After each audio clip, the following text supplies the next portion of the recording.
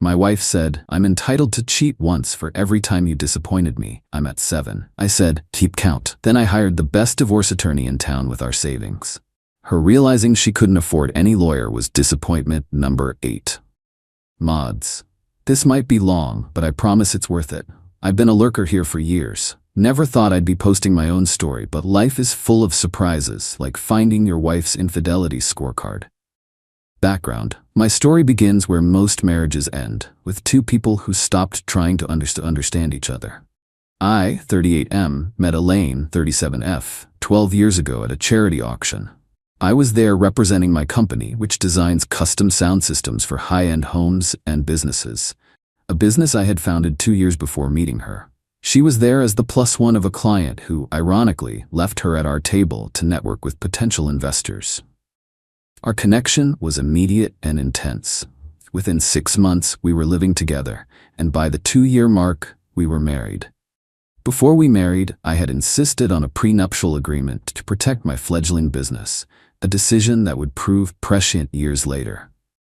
Elaine, who has a law degree, although she never practiced, had her own attorney review it before signing. The first 5 years were everything marriage should be. Challenging at times, but fundamentally supportive and loving. I'm not claiming I was a perfect husband. I work long hours, sometimes travel for installations, and have been known to get so absorbed in a project that I forget dinner plans. But I loved Elaine fiercely and thought she felt the same. For context, our financial situation. My business has been successful, but it's not private jet successful. We've lived comfortably in a nice suburb of Boston and wrapped with a joint savings account we both contributed to. I put in about 70% of the funds since I earned more, but we both had access. Elaine works as a marketing director for Beacon Hill Luxury Properties, a job she's excelled at and that came with social connections that helped my business.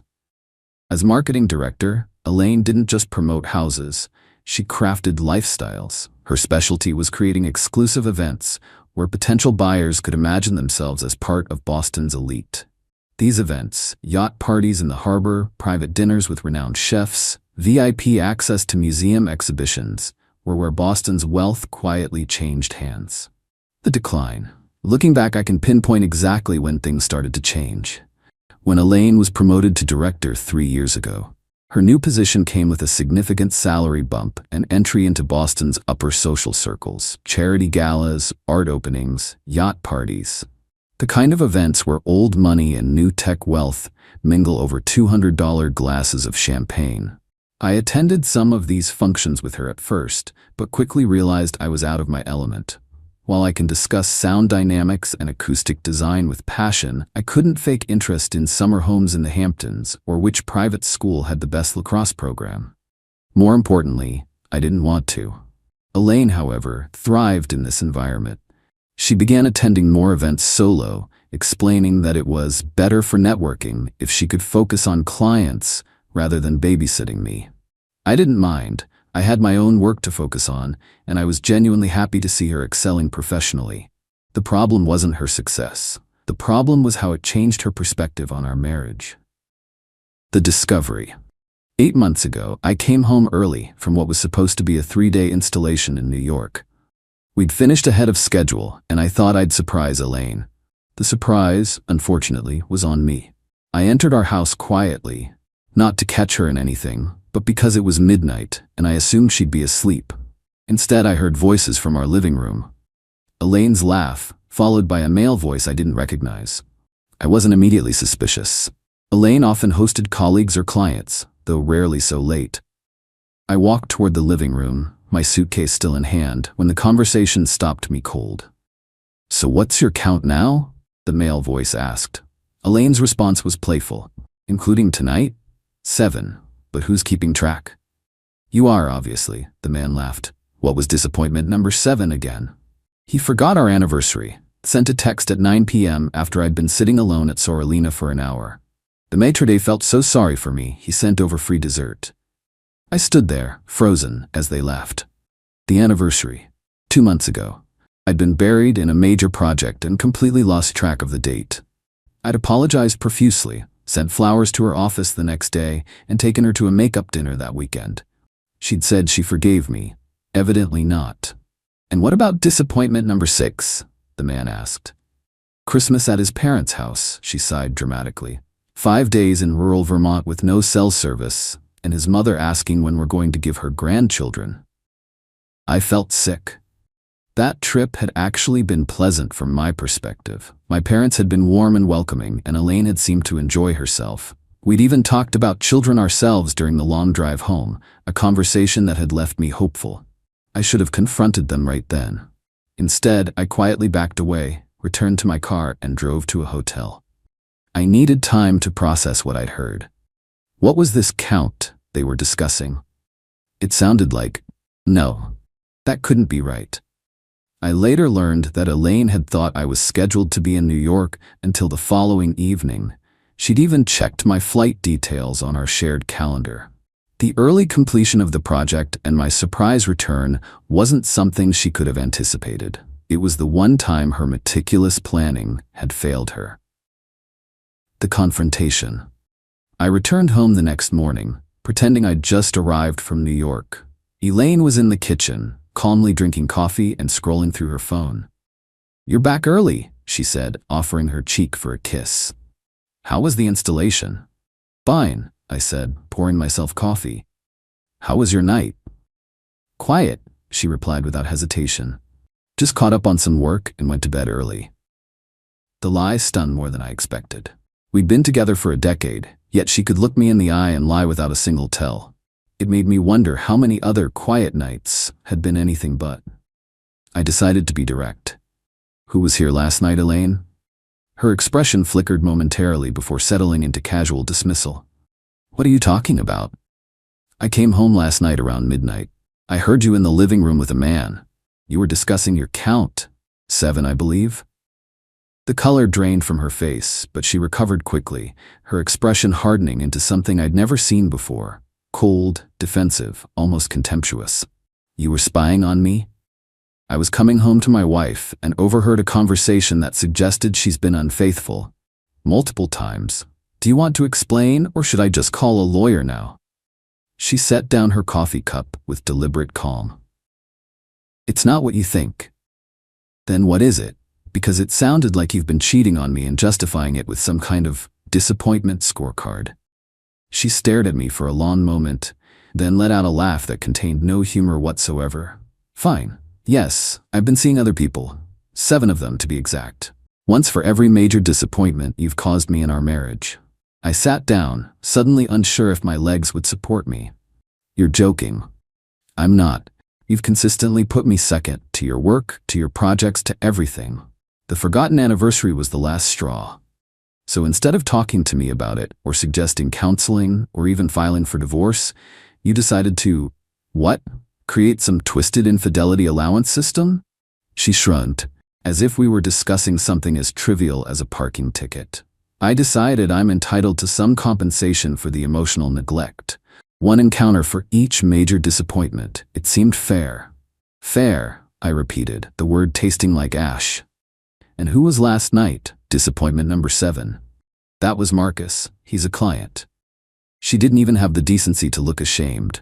"Look, I never intended for you to find out. It doesn't mean anything. It's just physical." "Just physical, 7 times. It's not like I'm having an affair. These are just incidents, separate encounters. I'm not emotionally invested in any of them." "That's supposed to make me feel better? That you've been methodically sleeping with different men as some kind of, what, revenge?" "Not revenge. Rebalancing." Her tone was so reasonable, so matter-of-fact, it was surreal. "Our marriage got out of balance. You took me for granted. This is how I've coped." I stared at her, searching for any sign of the woman I'd married. "And you don't see anything wrong with this logic?" "I see it as a solution that's kept our marriage functioning. I get my needs met, I don't build resentment toward you, and we continue our life together. Except I didn't agree to this arrangement, Elaine. That's not a marriage. That's you unilaterally deciding to cheat with a side of self-justification." "Well, now you know," she said coldly. "What are you going to do about it?" I looked at this stranger wearing my wife's face and said the only thing that came to mind: keep count. Then I walked out. The plan. I spent the day driving aimlessly, trying to process what had happened. By evening, cold clarity had replaced the initial shock. Our marriage was over. There was no coming back from this level of betrayal and the disturbing rationale behind it. But I wasn't going to be rash. Elaine had shown me exactly who she was: calculating, unapologetic, and completely self-serving. I needed to be strategic. While I maintained a calculated exterior during our interactions, there were plenty of sleepless nights and private moments of rage. I destroyed 3 punching bags at my gym over those months, and spent more evenings than I'd like to admit sitting in my car in the parking lot, unable to face going home to our increasingly toxic household. My business partner covered several meetings when I simply couldn't trust myself to remain professional. The next morning, I called in to work and explained I needed a few personal days. Then I made an appointment with Caroline Rothman, widely considered the best divorce attorney in Boston. Her reputation was ruthless but fair, and her track record impeccable. Her fee was eye-watering, but I knew it would be worth every penny. I hadn't selected Caroline randomly. Before our marriage, a mentor had advised me to know the best divorce attorney in town before you need one. I'd maintained casual professional awareness of the top family law practitioners in Boston throughout our marriage, not out of suspicion, but as part of the same financial planning that led me to maintain life insurance and an updated will. When Elaine revealed her scorecard, I didn't have to scramble to find representation. Before touching our savings, I consulted with Caroline about the potential repercussions. As long as you're not emptying the account or using the funds frivolously, accessing joint funds for legitimate legal representation is generally acceptable, she advised. Document everything, be transparent about the withdrawal, and leave equivalent funds for her use. Courts look at intent and proportionality. I paid her retainer, $35,000, from our joint savings account that same day. A significant withdrawal, but still leaving plenty in the account. Caroline was at the absolute top tier of Boston divorce attorneys, commanding nearly double what even respected attorneys like Andrew would require up front. I wasn't trying to clean Elaine out yet, just secure the best representation possible. At Caroline's office, I laid everything out: the overheard conversation, Elaine's admission, her scorecard system, everything. Caroline listened without judgment, taking meticulous notes. Massachusetts allows both no-fault and fault-based divorce filings, Caroline explained. While I could file citing adultery as grounds, strategically, a no-fault approach gives us more control over the narrative, while still allowing us to introduce her pattern of behavior during asset negotiations. Judges have discretion in what they consider when determining equitable distribution. What kind of evidence? I asked. Text messages, emails, credit card statements showing hotel charges or gifts, anything that corroborates her admissions. I nodded. And what should I do in the meantime? We're still living together. Don't move out, she advised firmly. That can complicate property claims. Be civil but distant. Document everything. And don't discuss the divorce process with her directly. All communication about that goes through me. I followed her advice to the letter. Over the next week, Elaine and I engaged in a bizarre domestic dance, sharing space but barely interacting. She seemed to be waiting for me to either explode or capitulate. I did neither. Then came the moment I'd been waiting for. The revelation. 10 days after our confrontation, Elaine finally brought up the elephant in the room. We were in the kitchen, me making a sandwich, her pouring a glass of wine. So, are we going to talk about this? She asked. It's been over a week of this. Whatever this is. What's there to discuss? I replied, not looking up from my lunch preparation. You made your position clear. You feel entitled to cheat because I've disappointed you 7 times apparently. Don't be childish, she snapped. I'm trying to have an adult conversation about our marriage. I finally looked at her. Our marriage ended the moment you decided to create your infidelity scorecard, Elaine. You just didn't bother to inform me. So that's it? 12 years thrown away? You threw them away 7 times by your own count. She set down her wine glass with enough force that I worried it might shatter. Fine, if that's how you want to play this, I'll call Andrew tomorrow.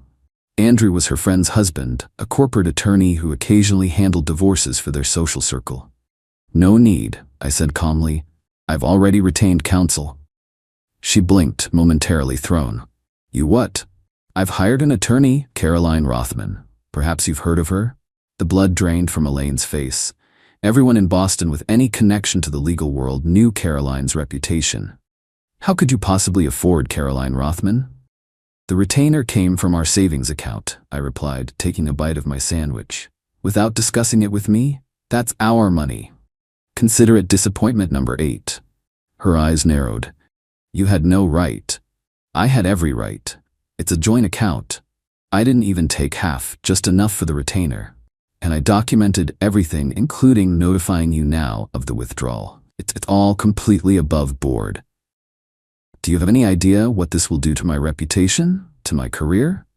If this gets out, you should have considered that before creating your little scorecard. Actions have consequences, Elaine.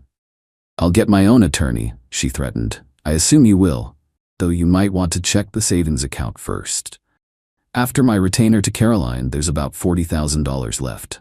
Andrew's retainer is what, $15,000 to $20,000? That leaves you with enough to live on during proceedings that could take months. I watched as she mentally calculated her finances.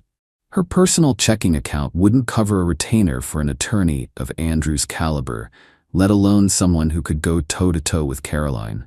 She made good money, but she also spent it on designer clothes, expensive lunches, weekend trips with her colleagues. Her face showed the exact moment she realized her financial vulnerability. You planned this, she accused. No, Elaine, you created this situation. I'm simply responding appropriately. She grabbed her phone and stormed out. I finished my sandwich in peace. The fallout. Over the next few days, Elaine cycled through various strategies: rage, tears, seduction attempts, and finally negotiation. We can work this out ourselves, she insisted one evening. We don't need to involve expensive attorneys. We're both reasonable people. You justified cheating on me 7 times by creating an arbitrary disappointment system without my knowledge or consent, I replied. That doesn't strike me as reasonable. People make mistakes. I made a mistake, a series of mistakes. I'll go to therapy. We can go to counseling. The time for that was before disappointment number 1, not after number 7. Her expression hardened. You know what? Fine. I've been talking to Andrew, and he says, is Andrew representing you officially? I interrupted. She hesitated. Well, no, not yet, but then we have nothing to discuss. Any negotiations go through Caroline. Elaine explored getting a loan for legal fees, but her recent extravagant spending had already maxed out her credit cards, and banks were reluctant to extend additional credit for litigation purposes. Her wealthy friends, when approached, suddenly became uncomfortable getting involved in such a personal matter. Caroline's reputation for exhaustive discovery had them worried about being deposed regarding what they knew about Elaine's affairs. The next day, I received a call from Caroline. Your wife visited 3 top firms in Boston today, including mine, she told me. She wasn't actually trying to retain me specifically. She was attempting to create conflicts of interest with the city's top divorce attorneys to limit your options. It's a known tactic, but she waited too long. You had already secured representation with the best firms. 2 weeks later, divorce papers were delivered to our home. I'd moved into the guest bedroom by then, and we were barely speaking. I signed them immediately and returned them to Caroline. Elaine, however, delayed. Without proper legal representation, she was stalling, hoping to improve her position somehow. It didn't work. Caroline used the time to build an airtight case. She brought in a forensic accountant who meticulously separated the premarital value of my business from its growth during our marriage. Your documented 80-hour work weeks and reinvestment of personal funds creates a strong case for the business growth being attributed to your separate efforts rather than marital contribution, she explained, especially given Massachusetts' recognition of special contribution by the primary business operator. While Massachusetts doesn't consider fault in property division per se, Elaine's infidelity pattern became relevant when she tried to claim she deserved more than 50% of our assets due to her contributions to my business success. Caroline countered with evidence that Elaine had used business events to meet affair partners, effectively using my business connections for her personal infidelity scorecard. One of her disappointments had occurred after I couldn't attend a client dinner because I was actually meeting with her boss about a surprise promotion celebration I'd been planning for her. The dinner had apparently ended with disappointment number 4 in a hotel paid for on our joint credit card. The judge was not impressed. The resolution. In the end, the divorce proceedings lasted the better part of a year. Still faster than the average contested divorce in Massachusetts, which can drag on for 18+ months. The mandatory 120-day waiting period after filing gave Caroline ample time to build an airtight case. In the end, the prenuptial agreement I had insisted on before our marriage became the foundation of the divorce settlement. Caroline successfully defended its validity, despite Elaine's attempts to invalidate it by claiming she'd signed under duress. The judge noted that Elaine's law degree and the fact she'd had independent legal counsel review the document before signing made her claims of not understanding the implications wholly unpersuasive. The judge awarded a standard 50-50 split of assets acquired during the marriage, with the business protected by the prenup. Elaine's attempt to claim alimony was rejected after Caroline presented evidence that not only was her income substantial, within 15% of mine, but financial experts testified that her career trajectory in luxury real estate showed greater earning potential than my niche business. Additionally, our 12-year marriage fell just short of the long-term marriage threshold that might have triggered stronger alimony considerations under Massachusetts law. Her counterclaim that I had improperly dissipated marital assets by taking the retainer money was dismissed when Caroline produced bank records showing Elaine had made similar large withdrawals for business trips that coincided with hotel stays with her affair partners. The mandatory 120-day NICI period after the divorce judgment gave Elaine one final opportunity to contest the terms, but her attorney advised against it. The appeals court had recently upheld similar judgments in 3 separate cases, making her chances of success minimal while potentially exposing her to additional legal fees. The day the divorce was finalized, I waited for Elaine outside the courthouse. It was the first time we'd seen each other in weeks, as she'd moved in with a friend after the preliminary hearings went badly for her. "Congratulations," I said when she emerged. "You're free to keep your scorecard going with no constraints." She looked exhausted, the polished marketing director facade cracked to reveal something bitter underneath. "Are you happy now?" "No," I answered honestly. "I'm not happy. But I'm free from someone who thought betrayal could be justified by a point system. That's worth more than happiness right now." "You could have tried to understand," she said quietly. "Asked why I felt so disappointed in the first place. You could have talked to me instead of sleeping with 7 different people. Communication goes both ways, Elaine." She shook her head. "You always were too rigid, too black and white. Fidelity isn't a gray area for me. Apparently that makes me rigid." "For what it's worth," she said, "I did love you." "Love isn't a scoreboard," I replied. "Goodbye, Elaine." I walked away, not looking back. Aftermath. That was 6 months ago. I've since sold our house, a process that required Elaine's signature on the listing agreement as part of our settlement, though she negotiated for a slightly larger percentage of the proceeds in exchange for allowing me to manage the sale process. Thankfully, the hot Boston market met multiple offers within days of listing. I moved into a downtown loft above my new showroom, which I'd actually leased 3 months before our divorce was finalized, once it became clear which way things were heading. Business is booming. Turns out, several of Elaine's ultra-wealthy clients had hired me to design sound systems for their multiple properties. After our split, they chose to work with me directly, rather than through Elaine's firm, uncomfortable with how she had leveraged their business events for her personal affairs. These clients represented not just single projects, but ongoing relationships worth hundreds of thousands in recurring business as they acquired new properties and updated existing ones. Elaine, from what I hear through mutual acquaintances, has been telling a revised version of our split that casts her as the victim of a workaholic husband who abandoned her emotionally. Our social circle fractured predictably along gender and loyalty lines, Some of Elaine's friends maintained she was justified in seeking validation outside our marriage. A few mutual friends attempted to stay neutral, though this became increasingly difficult as details emerged. What surprised me was how many of her female colleagues quietly reached out to express support for me. Apparently, Elaine's scorecard system had been something she'd advocated to other unhappy wives in their circle, creating unease even before our divorce became public. The social consequences for Elaine were both subtle and devastating. She wasn't explicitly blacklisted, but suddenly her calls were returned a day later instead of immediately. Invitations to key charity committees, regrettably, had no openings this season. Clients requested someone with more experience with waterfront properties to handle their listings.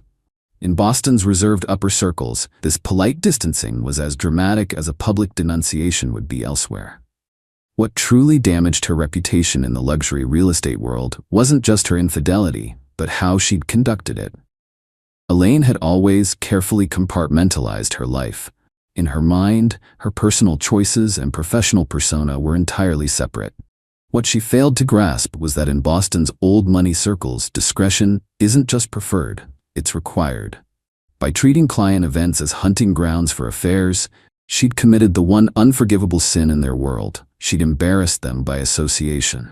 After one particularly brutal day in court, where Elaine's attorney had tried to paint me as an emotionally unavailable workaholic, I sat in my car for hours, questioning everything.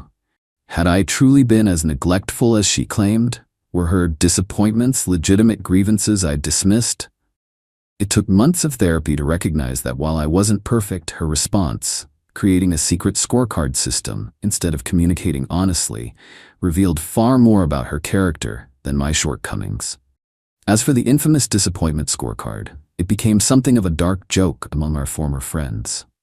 One even sent me a custom-made plaque for my new office that reads, "Disappointment number 8. Realizing actions have consequences." I keep it on my desk as a reminder. Never invest in people who keep score, instead of keeping faith. My wife said, "Modern women don't cook or clean, hire a maid or starve." I said, "You're absolutely right." Then I hired a young Brazilian housekeeper who cooked amazing meals. Her friends' reactions when the maid answered our door in lingerie she left out. This happened about 6 months ago. For context, we live in Chicago, not some 1950s sitcom world, and I'm a software developer, not a Neanderthal expecting women to serve me. My wife Sarah, 34F, and I, 36M, have been married for 8 years, together for 10. When we first met, we were both junior analysts at the same financial firm, equally ambitious, equally overworked, equally takeout dependent. Our relationship back then was genuinely equal. We split rent 50-50, alternated paying for dates, and our apartment looked like a disaster zone because neither of us had time to clean it. Fast forward to now. I switched careers to software development 5 years ago and now work from home for a tech company, specifically developing management systems for the hospitality industry. Sarah stayed in finance and has risen impressively through the ranks. She's now a VP at her investment firm, working 70-plus-hour weeks and traveling frequently. I'm incredibly proud of her success. The issue began last winter.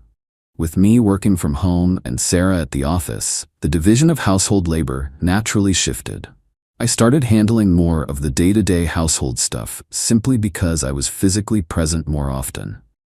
I'd throw in laundry between Zoom calls, clean the kitchen during lunch breaks, and generally keep our condo from descending into chaos. I also got into cooking during the pandemic, like half the planet, and I enjoy making most of our meals.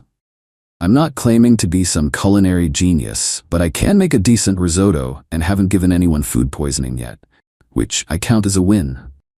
Looking back, Sarah's attitude had been gradually changing over the previous year. Comments about her friends' domestic arrangements, eye rolls when I'd mentioned cooking, increasing references to modern relationships. Her recent promotion had placed her in a social circle where a certain type of feminism, one that seemed more about status than equality, was the price of admission. But as winter turned to spring, I found myself swamped with a major project. My team was rebuilding our company's entire restaurant management platform, and I was suddenly working longer hours than Sarah. For several weeks, I was coding until 2 a.m., surviving on energy drinks and determination. Our condo quickly deteriorated into its natural state of disorder. After a particularly grueling day, I asked Sarah if she could handle dinner for the next few nights while I powered through this project crunch. Her response caught me completely off guard.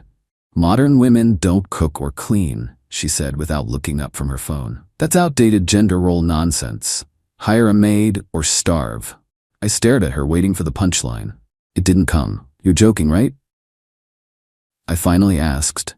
"I've been cooking for us and cleaning the condo for months while you've been busy at work." "That's your choice," she shrugged. "I never asked you to do that." "So now that I'm the busy one, you won't help out?"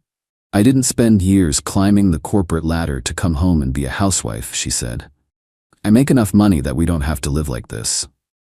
Just hire someone." I was too exhausted to argue. I ordered takeout, went back to my desk, and tried to focus on debugging rather than on my wife's sudden transformation into whatever this was.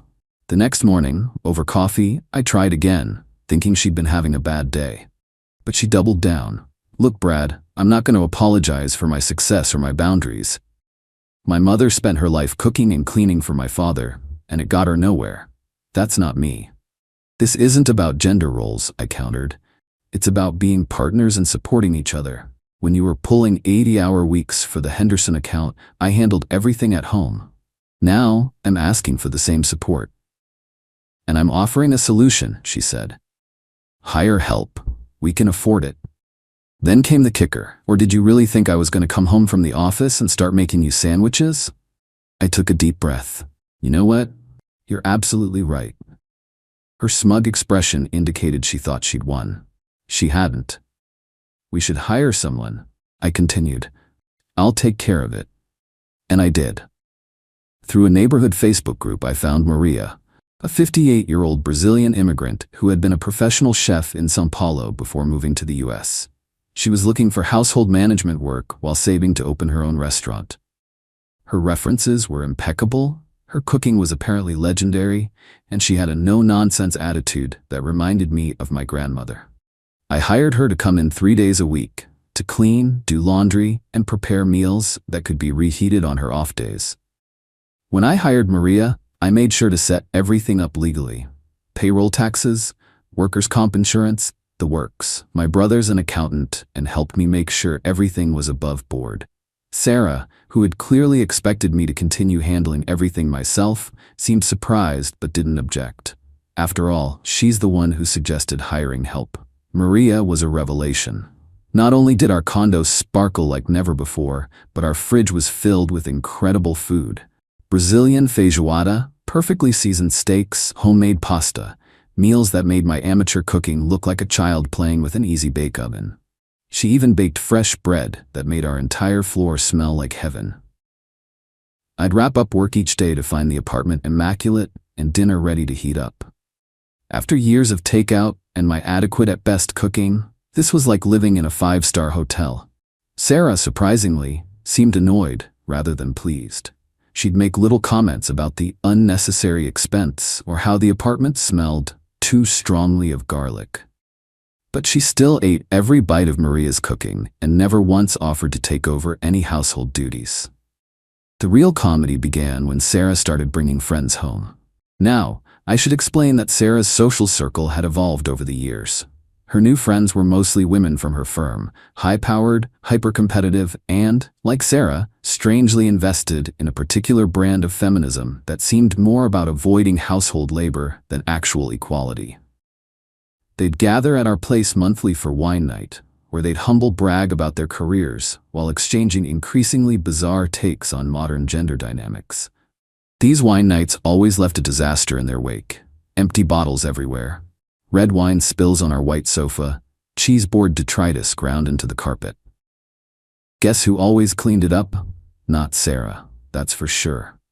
The first wine night after Maria started working for us fell on a Thursday, one of her days with us. I gave her a heads up about the gathering and offered her the evening off, but she insisted on staying to prepare appetizers before leaving. When the doorbell rang at 7 p.m., Sarah was still getting ready, so I answered it. It was Jessica, Sarah's work friend, arriving early. "Oh, I didn't realize Sarah had staff," she said, eyeing Maria, who was arranging a spectacular charcuterie board in the kitchen. Before I could respond, Sarah emerged from the bedroom. "Jess, you're early." Then, noticing Jessica's expression, "Oh, that's just Maria. She's helping us out while Brad and I are both busy with work." Jessica raised an eyebrow but said nothing. As the other women arrived, I retreated to my office to give them privacy. Through the door, I could hear their conversation shift from work gossip to Maria. "So you actually have a maid?" one asked, sounding both horrified and intrigued. "It was Brad's idea," Sarah replied quickly. "You know how men are. Can't figure out how to run a dishwasher." I nearly choked on my coffee, the audacity. "But isn't it weird having someone in your space?" another asked. "Maria's practically invisible," Sarah assured them, "and it frees me up to focus on breaking the glass ceiling instead of scrubbing toilets." The hypocrisy was breathtaking. This from the woman who hadn't so much as rinsed a plate in months. Later that evening, Maria knocked on my office door to say goodnight. She hesitated, then added quietly, "Mr. Brad, your wife told her friends that you demanded she hire help because you refused to learn housework." I sighed. "That's not exactly how it happened, Maria."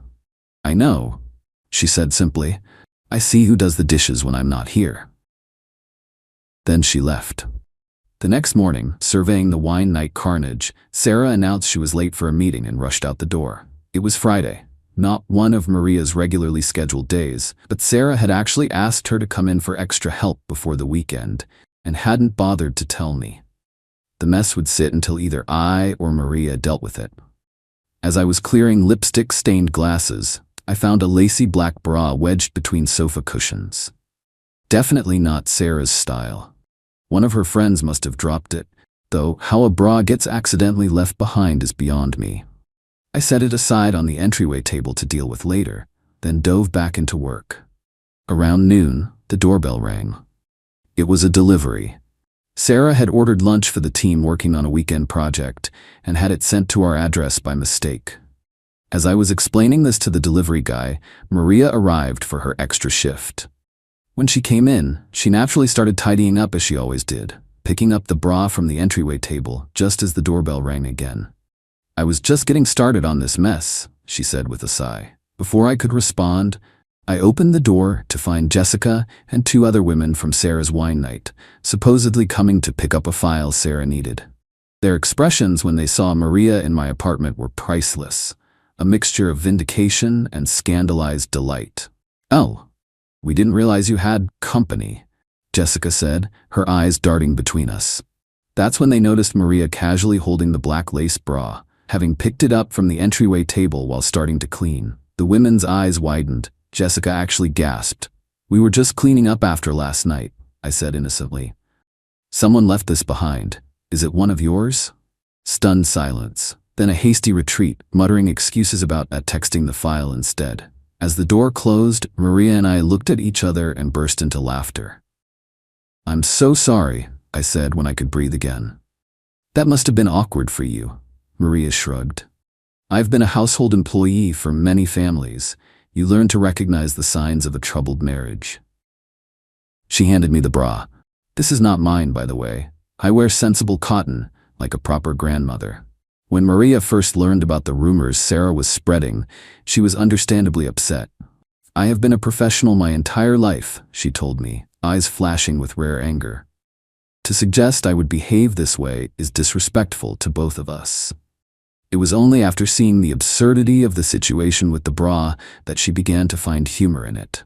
That evening, I confronted Sarah. "Why are you telling people I'm having an affair with Maria?" She denied it at first, then deflected, then finally admitted it when I told her about the women's visit and their reaction to seeing Maria with the mysterious bra. "It was just girl talk," she insisted. "No one took it seriously." "Your friends clearly did," I countered. "Why would you make up something like that?" After more deflection, the truth emerged. Sarah was embarrassed. Not about having household help, that was apparently status appropriate, but about the reason for it. She couldn't admit to her girl boss friends that she refused to do housework while I was working long hours. So she'd constructed an elaborate narrative where I was both incompetent at housework and likely sleeping with the help, while she was the long-suffering career woman dealing with a man-child husband. "Do you realize how insane that sounds?" I asked. "And how incredibly disrespectful it is to Maria. She's a professional who deserves better than being cast as the other woman in your fictional drama." Sarah broke down then, crying about the pressure she felt from her friends to maintain a particular image. How success in her world came with expectations about having the right opinions, the right lifestyle, the right kind of marriage. I almost felt sorry for her. Almost. "I think we need some time apart," I finally said. "I'm going to stay with my brother for a while." I left that night. In the weeks that followed, Sarah sent a mixture of angry and pleading texts. Her friends had apparently spread the affair story throughout her office, damaging her carefully cultivated image. The irony was thick enough to cut with a knife. My project crunch lasted about 6 weeks in total, wrapping up just as the situation with Sarah was imploding. By the time we separated, I was back to more normal hours, which actually gave me the bandwidth to start exploring the restaurant management system's commercial applications, particularly for small catering operations, like what Maria had been dreaming about. After consulting with a business attorney, I helped Maria transition from household employee to entrepreneur. We formally ended the employment relationship and drew up proper partnership agreements for a new venture. Maria already had the necessary food safety certifications from her professional chef background, and we ensured all proper permits and inspections were obtained before beginning commercial operations. We started small, weekend catering gigs while I continued my day job. After 4 months of growing success, we found a former restaurant space in Logan Square. It took another 3 months of permits, inspections, and renovations before Casa Maria officially opened its doors. The health department alone required 3 separate inspections before giving us the green light. 2 months into our separation, Sarah asked to meet. Over coffee, she offered a tearful apology. She'd started therapy, she said, beginning to work through her issues with gender roles and her tendency to construct false narratives under social pressure. While 2 months wasn't enough for a complete transformation, she seemed genuinely committed to the process. "I got caught up in something toxic," she admitted. "I was so invested in the idea of being the perfect modern woman that I became a terrible partner. And then I lied about you to save face." I appreciated her honesty, but trust, once broken, is hard to repair. "What about Maria?" I asked. "Have you apologized to her for dragging her into your lies?" Sarah looked down. "Not yet, but I will.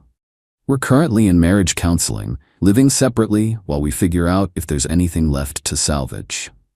The old Sarah, my equal partner who didn't equate feminism with avoiding the dishwasher, might still be in there somewhere. Maria's catering business is taking off. We converted the former restaurant space in Logan Square, combining her culinary skills with my tech background to create something special. She still teases me about being my Brazilian mistress whenever Sarah's friends walk into the restaurant, causing them to choke on their cocktails. The black bra, by the way, turned out to belong to Jessica, Sarah's friend who'd been most eager to catch us in the act. She'd been having an affair with a married colleague and had apparently changed clothes at our place before heading back to the office. According to another friend who later defected from the group, Jessica had actually noticed it was missing, but decided not to mention it, thinking she could use the misplaced item to fuel rumors later if needed. Her own stratagem backfired spectacularly. When Sarah finally confronted her about it, Jessica claimed she'd forgotten to ask for it back. The layers of hypocrisy in Sarah's social circle turned out to be as multi-layered as Maria's excellent lasagna. So that's it. No dramatic conclusion, no perfect revenge, just the slowly unfolding consequences of Sarah's bizarre choice to reframe basic partnership as outdated gender roles, then lie about it to save face. Life is messier than Reddit stories usually allow. Sometimes your spouse says something ridiculous about modern women not cooking or cleaning. Sometimes you hire help who turns out to be worth their weight in gold as both an employee and a friend. And sometimes a forgotten bra accidentally exposes multiple layers of deception at once. The real lesson? If you're going to lie about having an affair with the housekeeper, Make sure your friends don't leave their lingerie at your place. Update 3 months later. Since many have asked for an update, here's where things stand. Sarah and I have decided to give our marriage another try. The counseling helped us identify some deep-seated issues on both sides. Her tendency to adopt extreme positions to impress her peers, my tendency to respond passive-aggressively rather than addressing problems directly. We're both working on these things. Sarah formally apologized to Maria and has become one of our catering business's most vocal supporters, even bringing clients from her firm. She's still at the same company, but has distanced herself from Jessica and that particular social circle. Maria is now the proud co-owner of Casa Maria, our Brazilian fusion restaurant that's gotten write-ups in several local food blogs. She still helps around our condo occasionally, but as a friend rather than an employee. Her famous feijoada is now our Sunday tradition. The most surprising development? Sarah has discovered she actually enjoys cooking, when it's a choice rather than an obligation. She's taken a few classes and now makes dinner once a week, not because she has to, but because she wants to. As for Jessica and the mysterious bra incident, she's reportedly on her third affair with her third married colleague. Some people never learn. I've learned that relationships are complicated, people are contradictory, and sometimes it takes a Brazilian chef and an accidentally misplaced bra to expose the absurdity of performative anything, whether it's performative feminism or performative traditionalism. Also, in case it wasn't clear from the original post, Maria is a 58-year-old grandmother of 4 who found the whole situation hilarious and used it to extract a higher ownership percentage in our restaurant venture. Never underestimate a Brazilian grandmother with good business sense.